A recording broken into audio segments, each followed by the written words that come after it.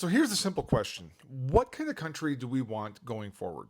See, for too long, politicians, especially in Washington, have sold themselves as the last line of defense. I am the only thing standing between you and catastrophe, is what they tell us.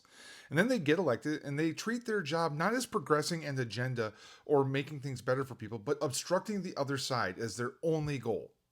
Now, this philosophy has definitely infected both parties, but on the Democratic side, I'd say it's definitely captured the neoliberal wing of the party, and their governing philosophy can be boiled down to essentially trust the market. Don't act, just incentivize. Let tax credits, subsidies, and vague partnerships do all the heavy lifting.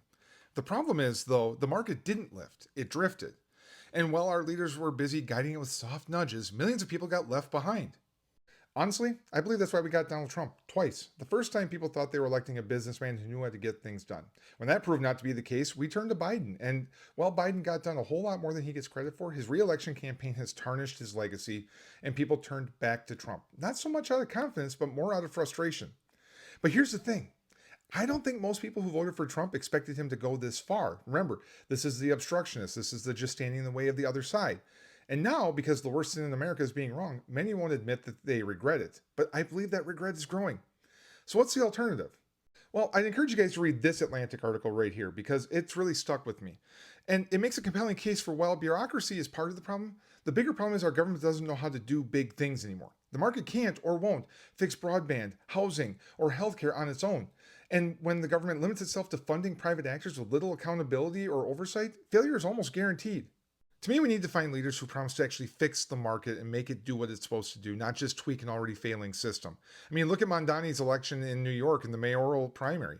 He didn't run on market reforms. He ran on bold public sector choices, like free buses, rent protections, publicly owned grocery stores. People showed up because they're tired of being told to wait for the market to catch up to their needs.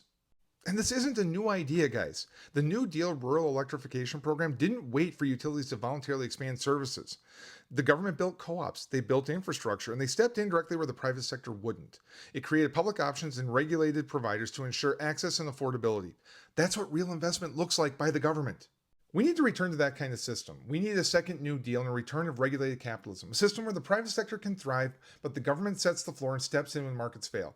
And by step in, I don't mean with vague incentives, I mean with action, building, operating, and providing.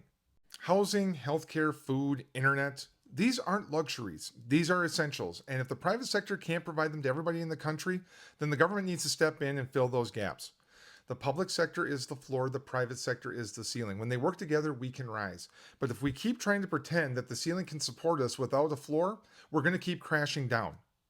Guys, it's time that we stop managing decline and start investing again and building for the future. And we need to stop electing people that are going to do nothing but just stand between us and some unknown disaster.